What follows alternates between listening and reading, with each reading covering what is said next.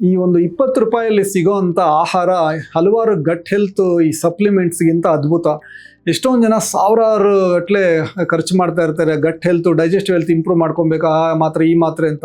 Simple ಆಗಿ ಒಂದು ಮನೇಲಿ ಮಾಡಿರೋದಾದ್ರೆ ಇನ್ನೂ ಅದ್ಭುತ. ಒಂದು ಕಪ್ ಆಫ್ ಮೊಸರು, ಈಗ ಹೊರಗಡೆನೂ ತೊಗೊಂಬರ್ಬೋದು, ಬಟ್ ಸ್ವೀಟ್ ಇರಬಾರ್ದು ಅದರಲ್ಲಿ, ಈಸಿಲಿ ಅಫೋರ್ಡೆಬಲ್, ಅದೇನು ಎಕ್ಸ್ಪೆನ್ಸಿವ್ ಅಲ್ಲ, ಒಳ್ಳೆ ಒಂದು ನ್ಯೂಟ್ರಿಷಿಯಸ್ ಫುಡ್ಡು, ನಮಗೆ ಒಳ್ಳೆ ಬೇಕಾಗಿರೋವಂಥ ಒಂದು ಬ್ಯಾಕ್ಟೀರಿಯಾ, ಗುಡ್ ಬ್ಯಾಕ್ಟೀರಿಯಾ ಇರುತ್ತೆ.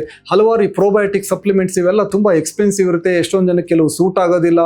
ಸೊ ಹಾಗಾಗಿ ಮನೇಲಿ ಮಾಡ್ಕೊಳ್ಳೋಂಥ ಒಂದು ಕಪ್ ಮೊಸರು ಪ್ರೋಟೀನು, ಕ್ಯಾಲ್ಸಿಯಮ್, ಹಲವಾರು ಬೇರೆ ಪೌಷ್ಟಿಕಾಂಶ ಇರುತ್ತೆ.